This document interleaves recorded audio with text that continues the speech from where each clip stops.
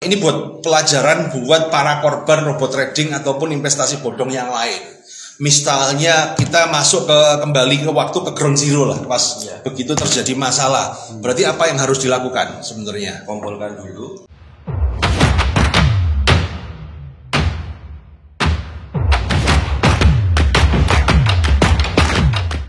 Usaha dengan kartu kredit. Join Credit Card Revolution. Halo Sisma, ketemu bersama saya Roy Sakti dan kali ini saya akan memberikan update bagaimana perjuangan para korban robot trading Viral Blast dalam mencari haknya kembali.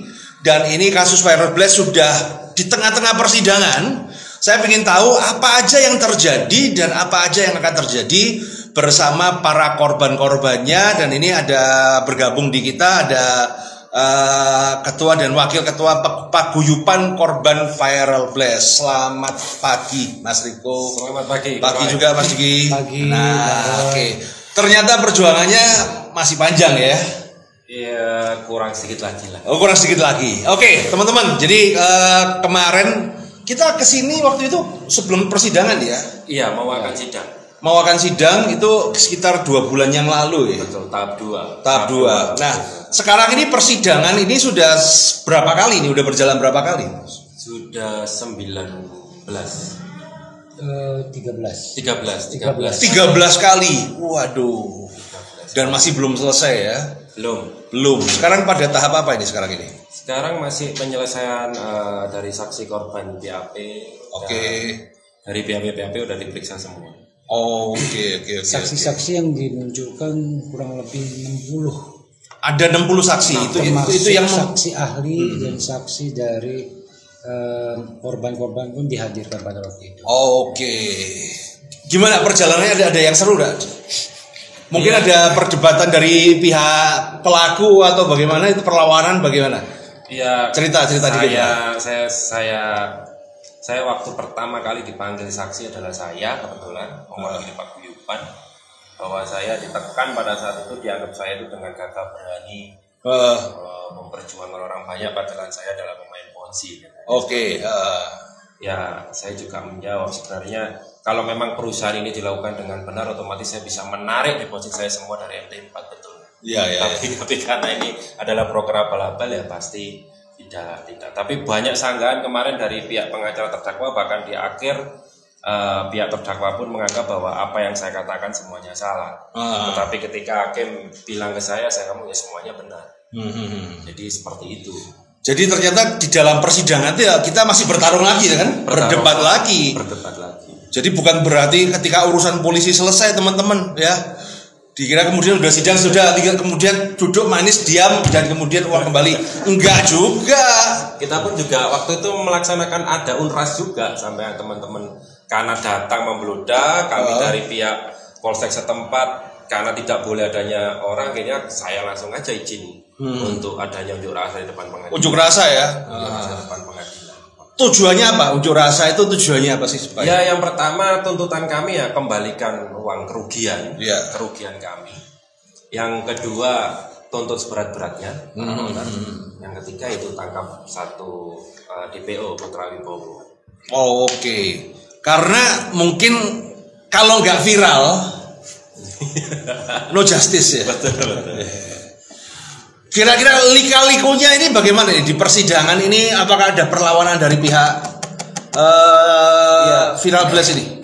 Ya, perlawanan dari pengacara terdakwa seputar itu aja ya. Jadi dia beranggapan bahwa Viral Blast PT Trust Global Karya dengan Smart Avatar ini berbeda lah. Bahkan Smart Avatar ini adalah perusahaan Thailand yang dia tidak tahu nipunya gimana. Nah, seperti seputar itu aja. Kita tahu, masyarakat tahu bahwa kita sudah include paket kalau jauh tidak terpisah-pisah.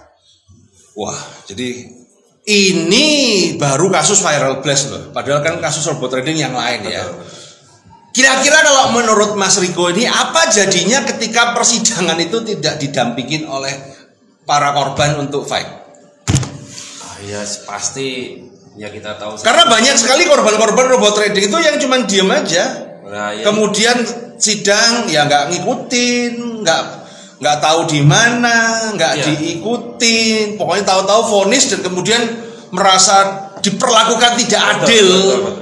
Karena impact kemarin dari paguyuban itu pada awal persidangan 1, 2, dan 3 itu terdakwa tidak dihadirkan secara offline. Oke, online ya masih online, ada. masih online. Pada saat akhirnya di sidang keempat, kami waktu itu kebetulan saya berteriak dibantu teman-teman bahwa hadirkan terdakwa offline di persidangan, langsung dituruti oleh hakim. Jadi itu impact yang nyata menurut saya. Iya. Karena memang kadang-kadang ini terdakwa bisa bersembunyi di bawah undang-undang kesehatan. Padahal kan sekarang COVID sudah level 1, harusnya tidak masalah.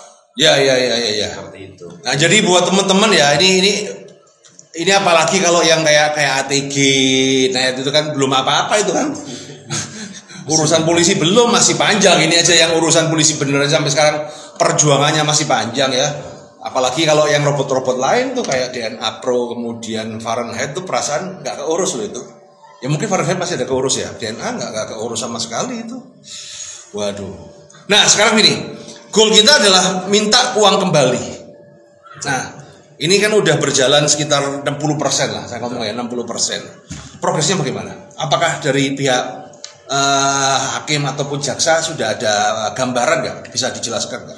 Ya memang begini loh. Dari dalam artian waktu kemarin disaksikan dihadirkanlah korban-korban, ternyata ada yang dari Kalimantan, ada yang dari paguyuban ini juga tidak kenal. Sedangkan mereka juga membawa lainnya, membawa rantingnya dengan nilai-nilai yang baik.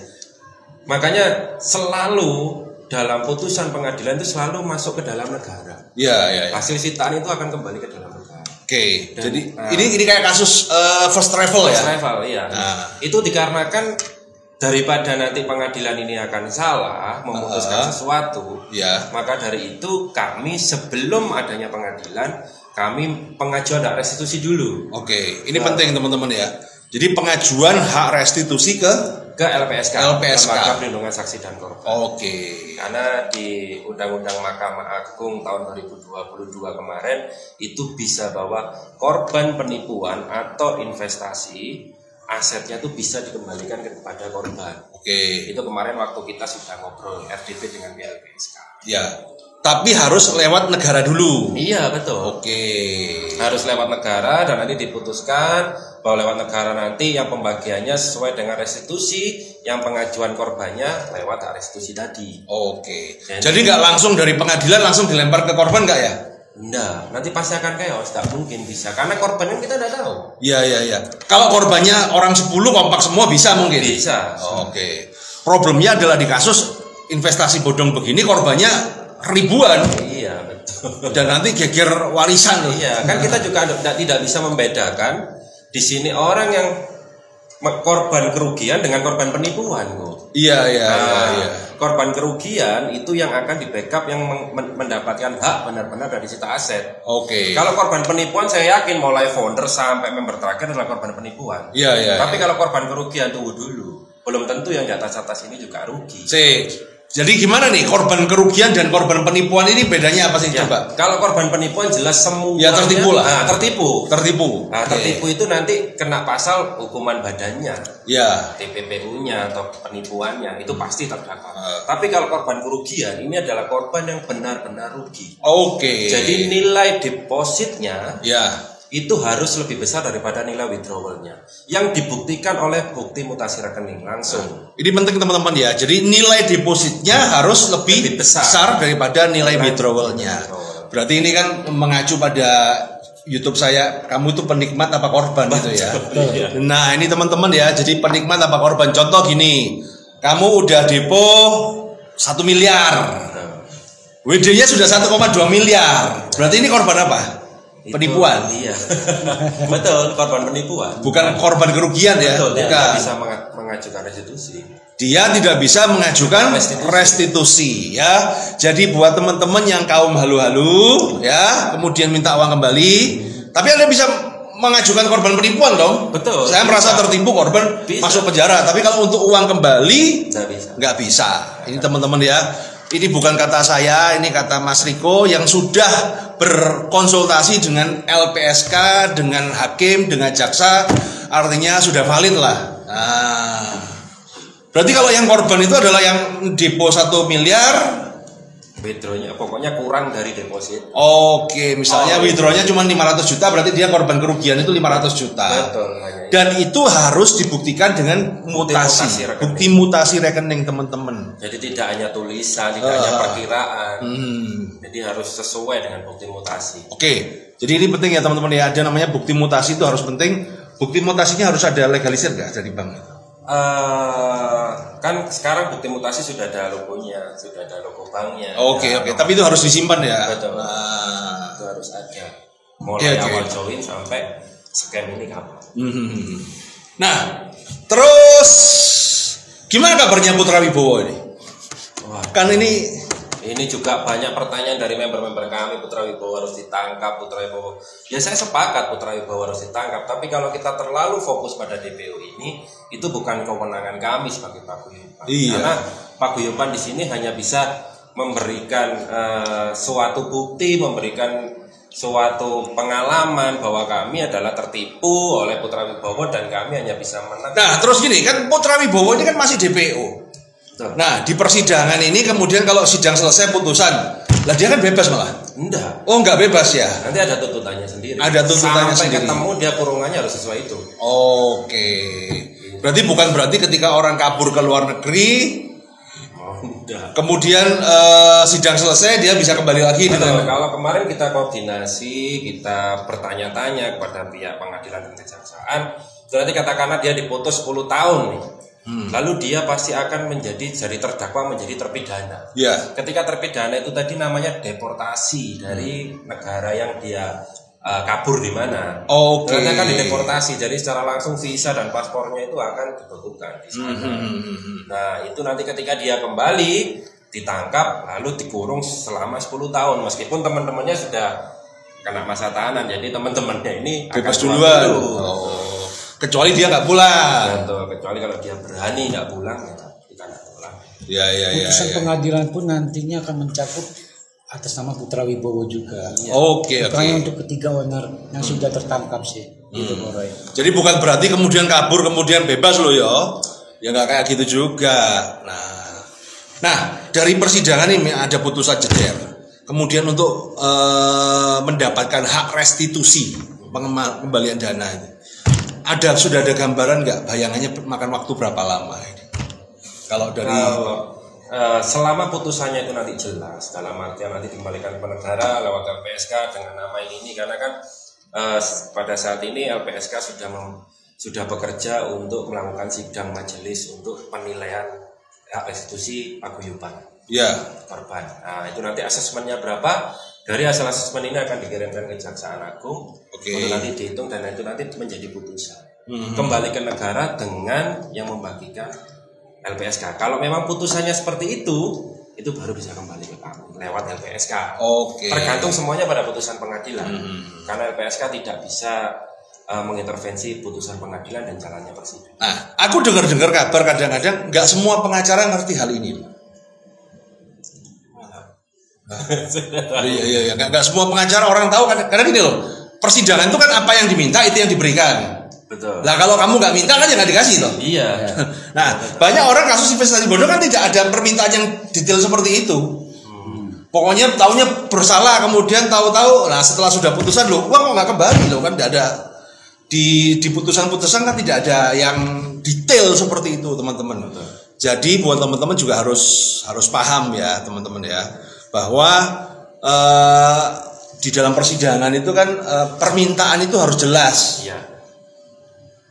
Permintaan harus lewat lembaga negara yang jelas. Lewat lembaga negara yang jelas. Kalau kita hanya individu jelas. Berat ya. Berat. Jadi kalau misalnya ini buat pelajaran buat para korban robot trading ataupun investasi bodong yang lain. Misalnya kita masuk kembali ke waktu ke ground zero lah pas begitu terjadi masalah. Berarti apa yang harus dilakukan sebenarnya? Kumpulkan dulu orang satu misi. Buat grup dulu, nggak usah cari pengacara dulu. Ya. Iya, kumpulkan dulu. Terus itu kita kalau memang tahu rumahnya ownernya lebih enak, ada kantornya juga lebih enak. Kalau memang katakan ada kedua-duanya langsung aja LP kantor polisi. Bikin laporan ke polisi. Bikin laporan ke polisi dengan bukti-bukti yang seadanya dulu. bukti deposit aja, bukti apa nggak apa-apa. Tapi saran saya masuklah ke krimsus, ke kriminal khusus. Oke, ke krimsus ya? Iya, ke krimsus, jangan ke krimu. Karena di krimsus itu ada namanya bagian sektor perbankan. Yang itu nanti meliputi PPATK, TPPU, nah itu ada. Ini yang terkadang pun banyak teman-teman yang kurang tahu. Bedanya masuk krimsus sama krimum gimana? Bedanya apa kalau di krimum? Kalau tujuan kita untuk mengembalikan modal, tidak hanya menyengsarakan terdakwa, harusnya kita ke krimsus. Karena itu nanti akan ada PPATK yang ada keluar masuknya rekening dari perusahaan atau orang-orang tersebut. Oke. Kalau di krimum hanya dilihat secara delik penipuannya saja. Ditangkap ya sudah, habis itu ya duitmu hilang. Betul, tidak ada ke arah sana.